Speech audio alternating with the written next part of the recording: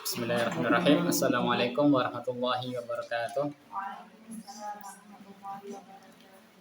Alhamdulillahirabbil alamin wassalatu wassalamu ala asyrafil anbiya'i wal mursalin sayyidina wa maulana Muhammadin wa ala alihi wa ashabihi ajma'in. Allahumma 'allimna ma yanfa'una wanfa'na bima 'allamtana wa zidna ilma. Allahumma arinal haqqa haqqan warzuqna ittiba'ah wa arinal batila batila warzuqna ijtinabah. Alhamdulillah, segala puji hanya bagi Allah Subhanahu wa taala. Salawat dan salam semoga senantiasa tercurah limpahkan kepada uswah kita baginda Nabi Muhammad sallallahu alaihi wasallam. Insyaallah dalam pertemuan kali ini kita akan melanjutkan pembahasan ilmu nafs atau ilmu psikologi Islam. Di pertemuan kali ini kita akan membahas tentang hubbun nas. Kalau pertemuan sebelumnya kita membahas tentang hubbul insan di nafsi, yakni kecintaan seseorang terhadap dirinya sendiri. Sekarang kita akan membahas kecintaan seseorang kepada orang lain, ya. Hubbun nas bin nas. Wa hadzal hubbu nasyi'un 'anil 'alaqat al-ijtima'iyyah wal 'alaqat al-mujtama'iyyah. Rasa cinta ini itu muncul atau lahir dari hubungan sosial dan kemasyarakatan. Wa hajatin nasi ila ba'dihim ba'dha, dan muncul pula dari kebutuhan seseorang kepada yang lain. Jadi kalau dulu pembahasan sebelumnya rasa cinta terhadap diri sendiri itu muncul dari mana? Dari fitrahnya, ya, yang ingin mempertahankan keberadaan dirinya sendiri. Kemudian di sini rasa cinta kepada orang lain ini disebutkan ini munculnya, ya, atau lahirnya adalah dari hubungan, baik itu hubungan sosial, masyarakat, atau karena kita memang membutuhkan orang lain. Di anna alaihi tuqamu awasirut ta'awun wat takaful, karena di atas landasan itulah dibangun ta'awun dan takaful, saling menolong dan saling menanggung. Di saling tolong menolong, saling menanggung antara satu yang lain, ini memang munculnya kan dari hubungan apa? Tadi, hubungan sosial, masyarakat, kemudian saling membutuhkan, yang mana setelah itu lahir yang namanya cinta. Kalau seandainya cinta terhadap orang lain itu tidak muncul, mungkin tidak ada ta'awun dan takaful. Tidak, ya. Inilah hikmah kenapa ketika kita berinteraksi sesama manusia, kemudian Allah Subhanahu wa taala juga memunculkan rasa cinta kepada yang lain, supaya ada ta'awun, ada takaful. Wa rawabitil masyair wal ahdaf al mushtarakah, dan juga hubungan keterikatan perasaan dan tujuan bersama. Jadi memang untuk mewujudkan tujuan bersama itu harus ada tadi rasa cinta kepada yang lain. Wa ghairiha minad dawafi' allati tu'azzizu wujudal jama'at wa tanmiha wa tatawwuriha. Dan yang selainnya yang menjadi faktor-faktor yang menguatkan eksistensi jamaah dan pengembangannya. Jadi maksudnya sebenarnya adalah begini, manusia itu kan memang satu sisi dia makhluk individu, betul. Tapi di sisi yang lain dia juga makhluk sosial, karena memang Allah Subhanahu wa taala menciptakan manusia untuk tidak hidup sendiri, tetapi dia perlu berinteraksi dengan yang lain. Karena dia perlu berinteraksi dengan yang lain, bersosial dan lain sebagainya, Allah Subhanahu wa taala menitipkan rasa cinta bukan kepada dirinya sendiri, tetapi mencintai sesamanya. Makanya di pembahasan yang dahulu ada jenis kedua dari insting atau fitrah dasar manusia itu apa? Hubbun naw', ya, mencintai jenisnya atau sesamanya. Bisa dibayangkan kalau seandainya cinta jenis ini atau insting yang ini tidak ada, bisa kita bayangkan, ya. Yang ada adalah peperangan terus. Yang ada manusia akan musnah dalam waktu yang sangat singkat ya, punah ya. Karena tidak lagi peduli antara yang satu dengan yang lain. Wa hubbul akharina yu'tabaru madharon min gharizatin nau'. Nah, ini tadi. Cinta kepada orang lain itu termasuk manifestasi dari insting gharizatun nau' tadi. Yang kedua. Insting yang kedua. Atau fitrah yang kedua. Lil hifadhi 'alal jinsil basyari, untuk mempertahankan umat manusia. Karena tanpa ini umat manusia akan punah. Dzalika anna fana'a hadzal jins yuaddi ila fana'il fard. Karena ketidakpedulian kepada sesama nanti akan berakibat kepada orang lain akan fana. Kalau orang lain fana, kita pun juga akan fana, karena nggak bisa kita sendirian. Sama-sama musnah. Iya. Fatatadakhalu madhahirul gharais litu'allifut tamasuk al-matlub fi bina'il mujtama'at. Sehingga beberapa manifestasi dari insting dasar manusia itu saling berinteraksi antara insting yang satu, yang ini dan seterusnya, kemudian memunculkan beberapa manifestasi. Ini semuanya berinteraksi untuk apa? Litu'allifat tamasuk al-matlub fi bina'il mujtama'at, untuk mengikat hubungan yang dibutuhkan dalam membangun sebuah masyarakat. Wa tamtinil alaqat al-insaniyah, dan untuk menguatkan hubungan kemanusiaan. Jadi rasa cinta yang Allah titipkan pada diri kita itu patut kita syukuri. Itu nikmat yang besar. Bisa bayangkan kalau antara kita tidak saling peduli, tidak saling cinta kan. Tetapi nanti cinta ini kemudian diberikan koridor-koridornya oleh syariat. Jadi tidak kebablasan ya. Ini contohnya, wa min hadzal hubb. Di antara contoh cinta ini, hubbuz zaujaini li ba'dihima ba'dhan. Jadi cinta antara suami dan istri. Bi qiyamil usrah, untuk membangun rumah tangga. Wa minhu hubbul manfa'ah lil ghair. Di antaranya juga adalah menyukai manfaat untuk orang lain. Jadi bukan untuk dirinya sendiri di sini. Kita suka untuk memberi manfaat kepada orang lain. Ini ada kamahabbatil karimi lil ba'is. Seperti rasa cintanya orang yang dermawan kepada orang yang membutuhkan. Al-ba'is, orang yang melarat. Wal qawi lil dha'if, dan orang yang kuat kepada orang yang lemah. Sebenarnya ini alami.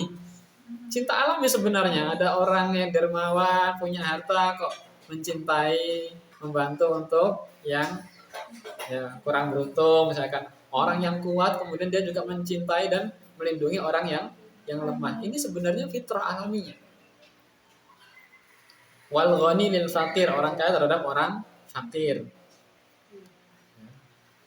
Jadi kalau ada orang kaya kemudian tidak mencintai orang miskin, sebenarnya itu sudah keluar dari iya. Kita menduga itu sesuatu yang biasa, padahal sebenarnya tidak. Fitrahnya orang kuat itu mencintai yang lemah. Orang yang kaya mencintai orang yang miskin. Itu sudah fitrahnya.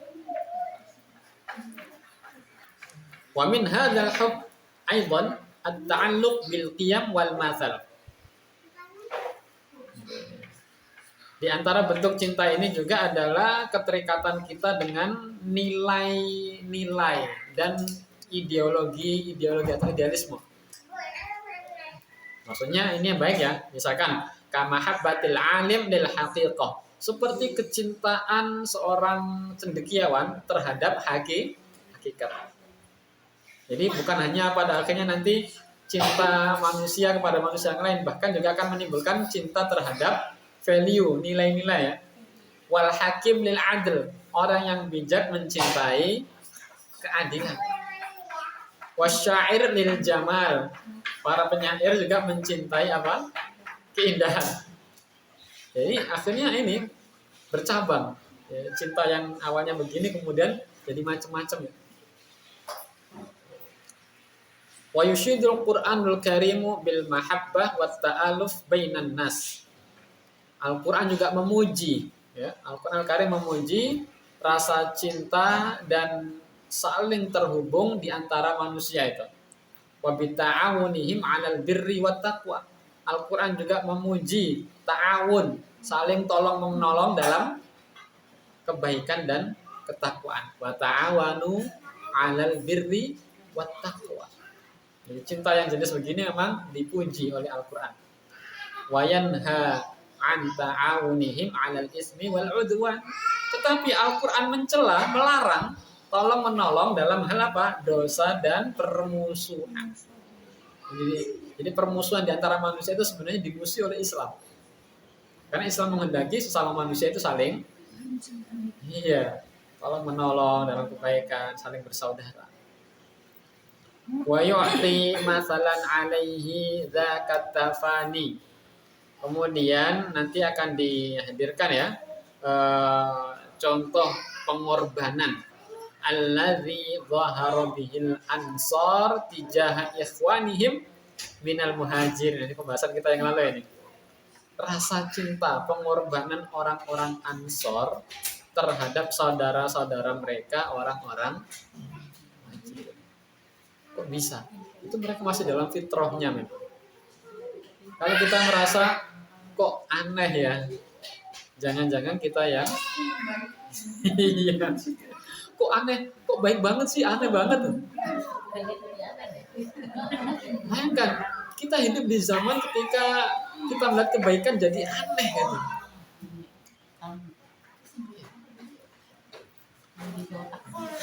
Wa itharihim iyyahum ala anfusihim, dan mereka mendahulukan saudara-saudaranya dibandingkan dirinya sendiri. Jadi ada cinta itu cinta terhadap diri sendiri, ternyata ada jenis cinta yang bisa mengalahkan rasa cinta terhadap diri sendiri, yakni rasa cinta saudaranya. Kenapa ini bisa terjadi, nanti akan kita bahas. Fil maskani wal mal, dalam hal tempat tinggal mereka mendahulukan saudaranya, harta warizq, hatta anna ahadal ansari arada ala muhajirin ayyakhtara ihda zawjataihi liyutalliqaha lahu. Bahkan sampai ada salah seorang ansor itu yang menawarkan kepada saudaranya dari muhajirin, di antara dua istri ini mana yang kamu suka, nanti akan saya talak dan kamu bisa nikahinya. Wa yatazawwaju halalan ala sunnatillahi ta'ala wa rasulih, dan bisa dinikahi secara halal menurut panduan Allah Ta'ala dan Rasulnya. Sampai sebegitunya.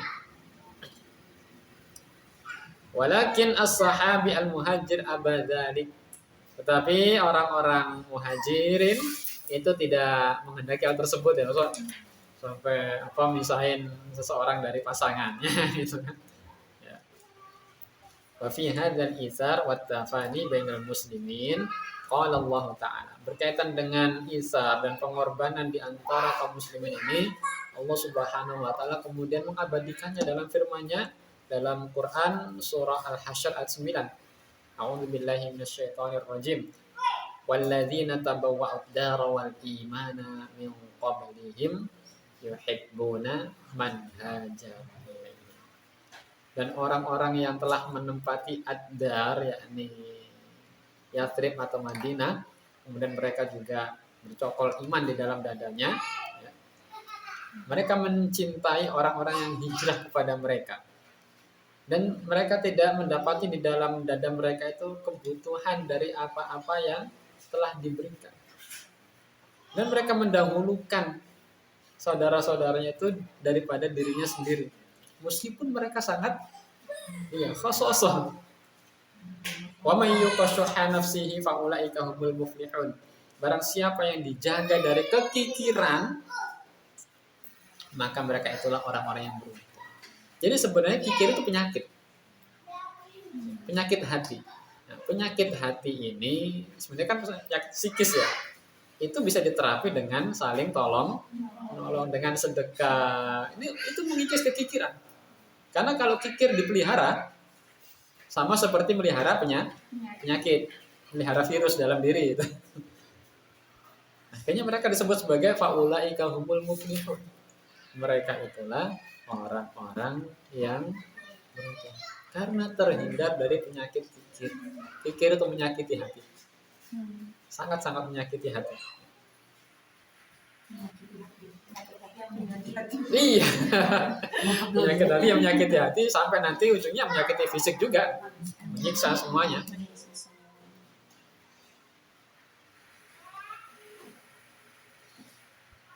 Kemudian wa tarbiyatur Rasul sallallahu alaihi wasallam lil muslimina kanat mithalan ala hubbil insanil mu'min li akhihi.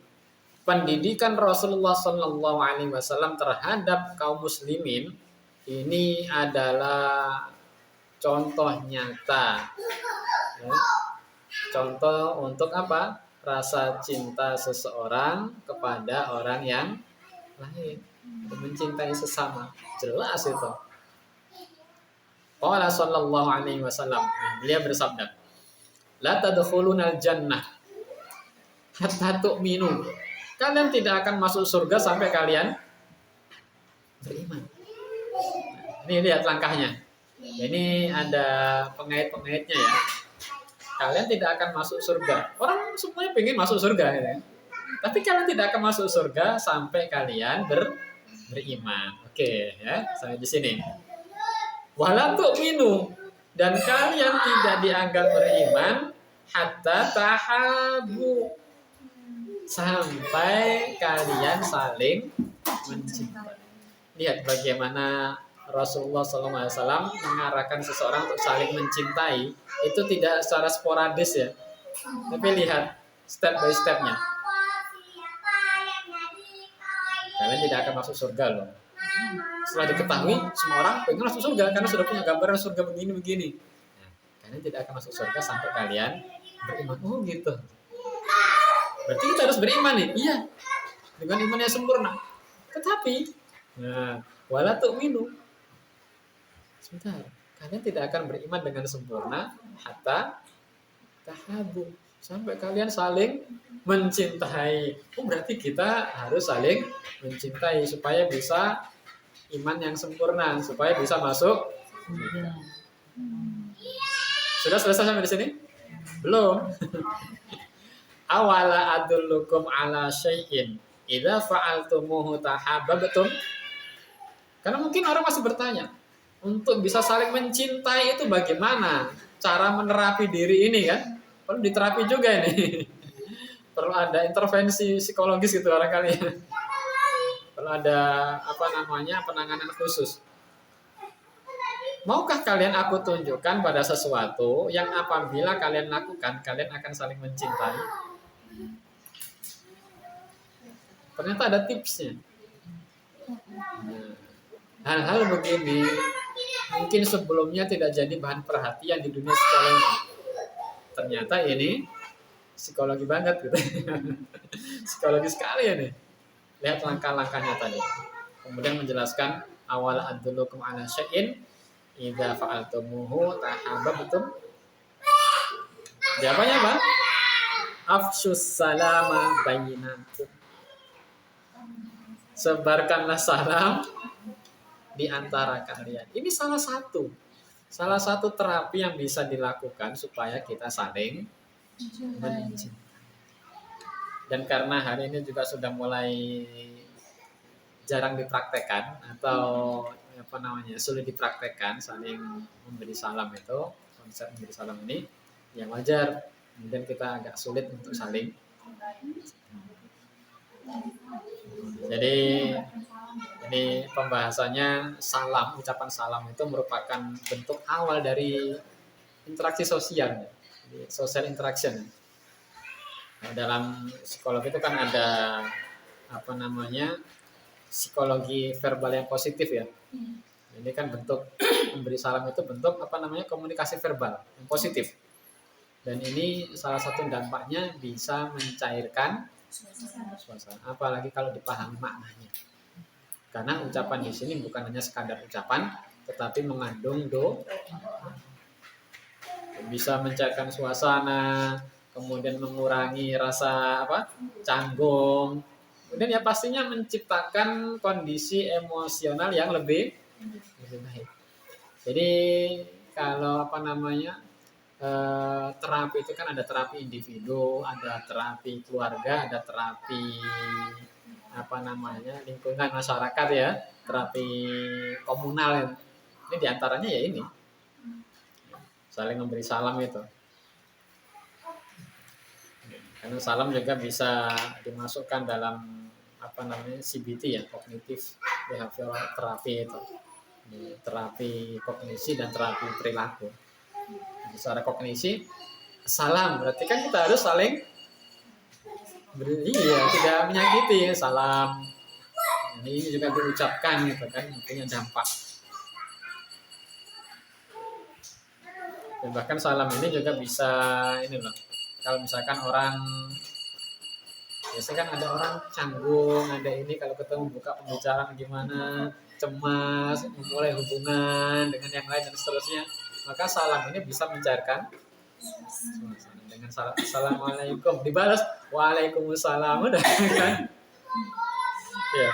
Jadi ini mengurangi kesulitan dalam membangun hubungan ya, sosial ya.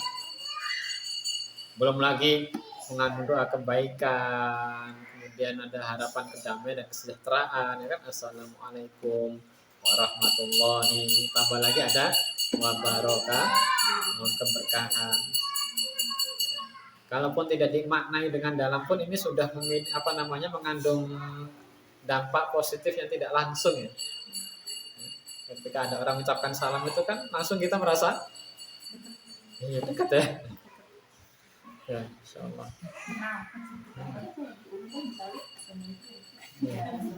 Sampai ada konsep emosional apa namanya contagion ya apa? Jadi kayak penularan rasa emosi itu loh ya. Penularan emosi dalam komunitas itu kan. Jadi karena kita dalam komunitas ini ada saling salam, itu juga memberikan pengaruh sebenarnya. Saling pengaruhi. Sampai ada ini juga apa namanya? Jadi ini salam itu kan konsepnya juga tidak diberikan hanya kepada orang yang dikenal kan, betul ya? Makanya salam adalah tindakan yang tidak memandang status sosial, betul? Ekonomi atau budaya, kecuali kalau sama yang non muslim. Jangan mulai dulu kan gitu ya. Kalaupun balasnya pun ada caranya kan gitu. Jadi dalam teori kontak hipotesis itu atau interaksi positif ini apa namanya mengucapkan salam nggak pilih-pilih itu bisa mengurangi apa namanya persepsi-persepsi negatif atau rasa curiga terhadap orang lain. Jadi mengurangi prasangka dan stigma-stigma yang nggak bener gitu kan. Apalagi ketika dari mana ya orang baru nih, dia dari kalangan ini kalangan itu, mengucap salam, assalamualaikum, dibalas waalaikumsalam, maka hilang itu batasan-batasan tadi itu ya, sepertinya sekat-sekat tadi kemudian. Makanya konsepnya memang mengucap salam itu kepada yang dikenal dan yang tidak, di lintas ras, lintas budaya, yang penting jangan lintas agama.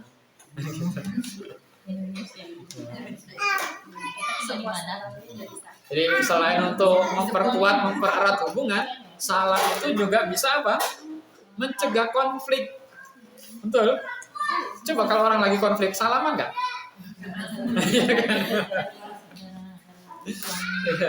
Nggak tegur sapa, nggak tegur salam ya. Jadi salam itu bisa mencegah konflik sebenarnya. Masya Allah ya, syariat Islam ya. Masya Allah.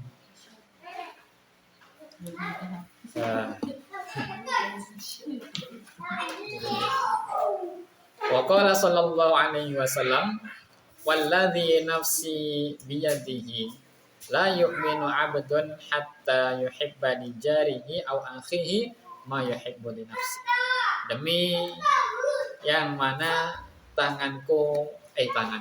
demi zat yang mana diriku di tangannya, tidaklah sempurna iman seorang hamba sampai dia mencintai untuk tetangganya atau saudaranya sebagaimana yang mencintai sesuatu untuk dirinya.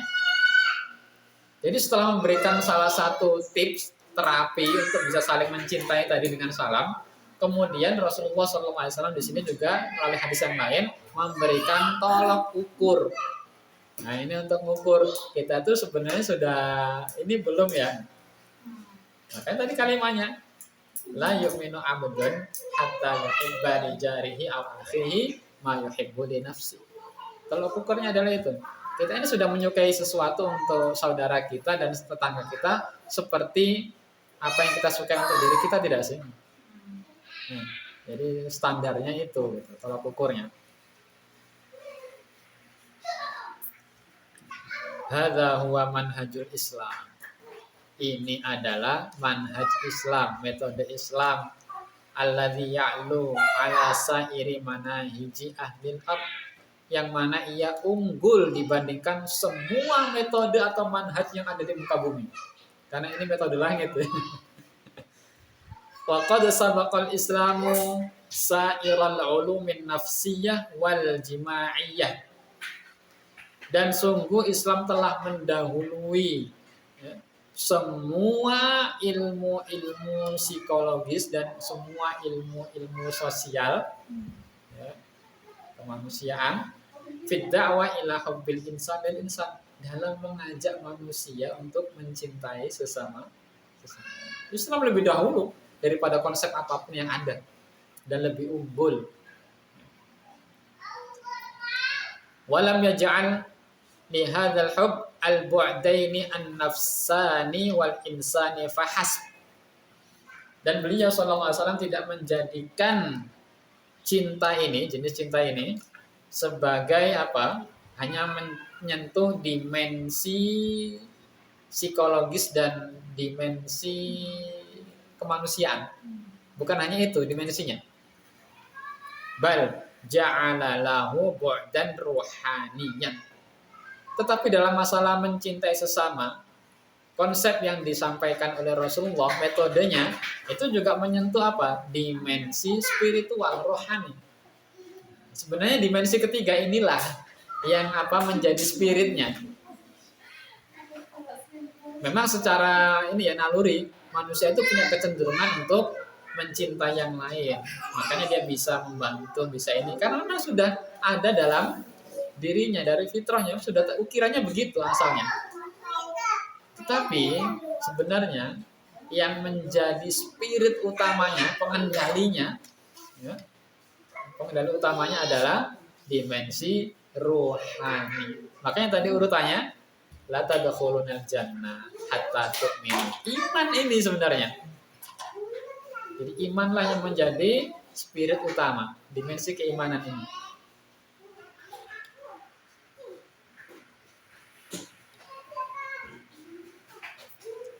Indama qaranahu bil iman wa ta'abbud. Nah, ketika Rasulullah menjelaskan atau menyertai pembahasan tadi, pembahasan tentang cinta sesama itu dengan keimanan dan juga solidaritas.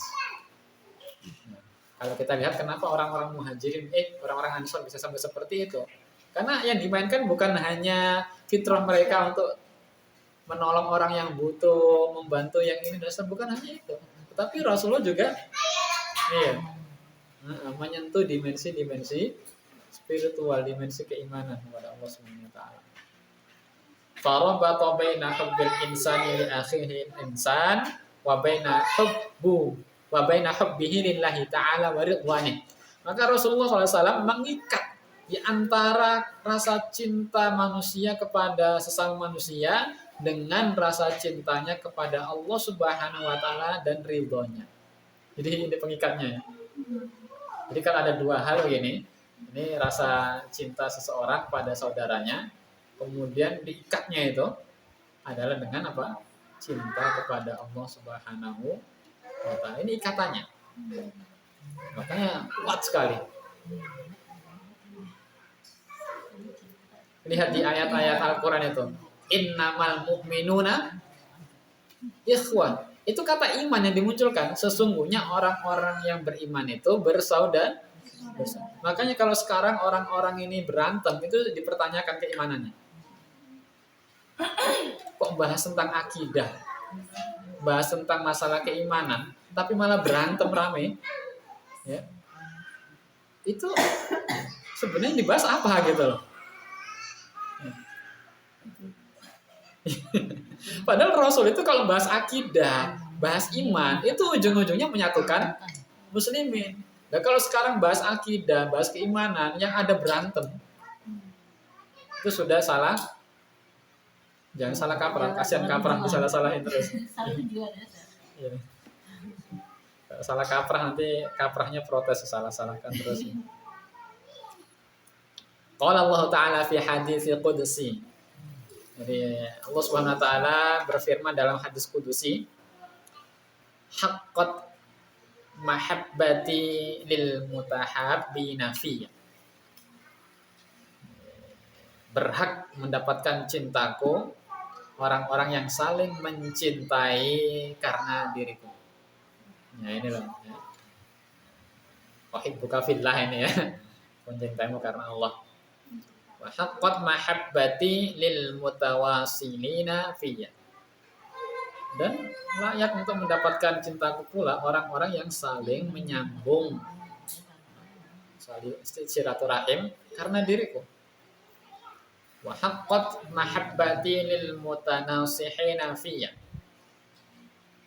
Dan juga berhak mendapatkan cintaku orang-orang yang saling memberikan nasihat, bukan karena sok-sokan ya, tetapi karena Allah saling beri nasihat. Wa tawassaw bil haqqi ini. Nah, salah satu hak muslim diantaranya adalah kalau orang minta nasihat dikasih nasihat. Wa haqqat mahabbati lil mutazawirina fiyya. Juga orang-orang yang saling berkunjung, saling mengunjungi saudaranya karena Allah.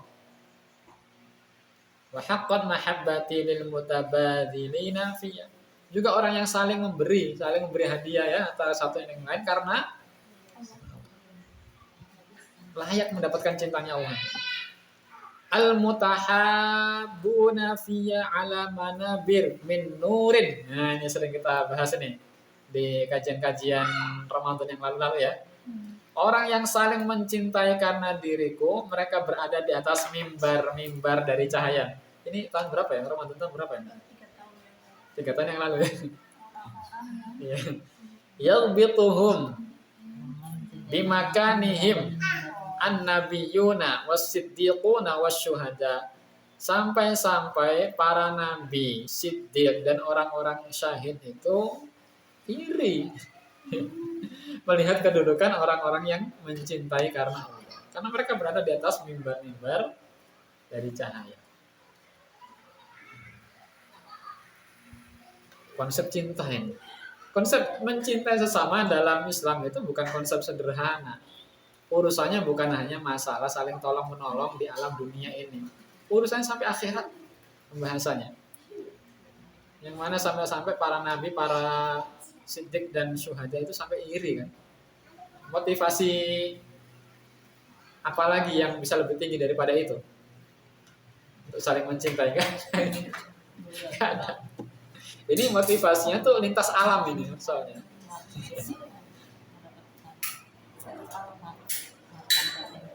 Wa qad jama'a Rasulullah sallallahu alaihi wasallam kulla alamati hubbil insan li akhihil insan. Dan sungguh Rasulullah sallallahu alaihi wasallam telah mengumpulkan segala macam tanda-tanda kecintaan seseorang kepada saudaranya. Beliau bersabda sallallahu alaihi wasallam, ahabbun nasi ilallahi ta'ala anfa'uhum linnas. Orang yang paling dicintai oleh Allah Subhanahu wa taala adalah yang paling bermanfaat untuk orang lain. Nah, lagi-lagi diberi apa? Tolak ukur ya. Diberi apa namanya ini? Tanda-tanda. Wa ahabbul a'mali ilallahi azza wa jalla. Dan amalan yang paling dicintai oleh Allah Subhanahu wa taala azza wa jalla adalah sururun yudkhiluhul muslimu 'alal muslim. Kebahagiaan yang dimasukkan oleh seorang muslim dalam dada muslim lainnya. Jadi memasukkan kebahagiaan ke dalam dada kaum muslimin. Itu termasuk amalan yang paling au yakshifa anhu kurbatan, atau menyingkap. Jadi ini ya, apa namanya, meniadakan, menghilangkan kesusahan.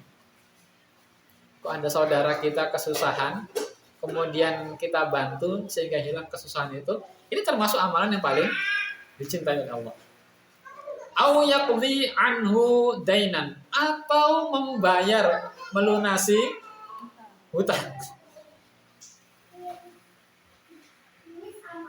Insyaallah. Terus selama ini amalan-amalan soleh itu sepertinya yang hanya sifatnya itu vertikal gitu ya. Ibadah-ibadah fardhi. Ternyata ibadah-ibadah yang sifatnya ijtimai, sosial gini, itu juga nilainya wala an amshiya ma'a akhi fi hajatin ahabbu ilayya min an a'takifa fi hadzal masjid. Dan sungguh aku berjalan bersama saudaraku untuk memenuhi kebutuhannya, membantu memenuhi hajatnya. Itu lebih aku sukai dibandingkan iktikaf di masjid ini, yakni Masjid Al-Madinah, Masjid Nabawi. Syahron, selama 1 bulan. Sekarang itikaf di Masjid Nabawi, program itikaf Ramadan, ya kalau itikaf biasanya Ramadan ya. Itikaf Ramadan 1 bulan, biayanya berapa? 40 juta lah katakan ya. Ya sekarang ada yang lebih murah loh. Ya 35 lah mungkin ya. 35 40. Tapi kalau ada tetangga kita yang kesusahan, lebih kita dahulukan mana? Membantu uang tadi untuk saudara kita, tetangga kita yang kesusahan, atau kita pakai untuk berangkat itikaf, kumpul itikaf? Yang mana? Ya? Yang susah ada aja. Ya? Yang susah kan ada aja. Iya, susah kan ada aja ya. Mereka berangkat nanti ya. Ya udahlah sekali-sekali udah, ini kan jangan setiap tahun. Iya, soalnya kan ada yang apalagi di sekitaran tetangganya ya, ini kan lebih layak untuk dibantu. Itu lebih Allah, lebih Rasulullah.